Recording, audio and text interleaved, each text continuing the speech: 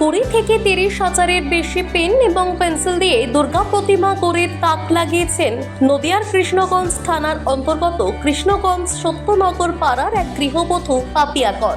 তিনি শুধু একজন গৃহবধূই নন, একাধারে তিনি যেমন 30 থেকে 40টি অনাথ শিশুর মা, অপরদিকে তার শিল্প সত্তায় প্রত্যেক বছর অভিনবত্বের নিদর্শন রাখেন।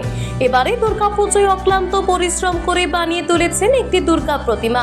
সাথে রয়েছে মা দুর্গার 4 সন্তান কার্তিক, গণেশ, সরস্বতী এবং মা লক্ষ্মী। আর সেই সবকিছুই তৈরি হয়েছে ফেলে দেওয়া পেন এবং পেন্সিল দিয়ে। এবারে এই দুর্গা প্রতিমা নদিয়ার কৃষ্ণগঞ্জ সত্যনগর পাড়া থেকে পাড়ি দেবে নদিয়ার রানাঘাট পাইক পাড়া ব্রতী সংঘের মণ্ডপে।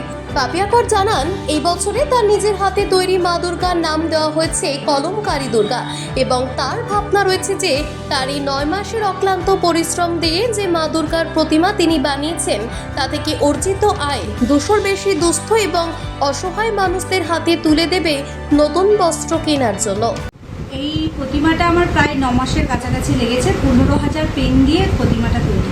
প্রতিমা তৈরি প্রথম কথা, পেনটা তো অনেক কাজেই আমি ব্যবহার করে থাকি, আমরা সকলেই ব্যবহার করে থাকি। জন্ম থেকে মৃত্যু পর্যন্ত পেন আমাদের প্রয়োজন, সেইভাবে ধরলে।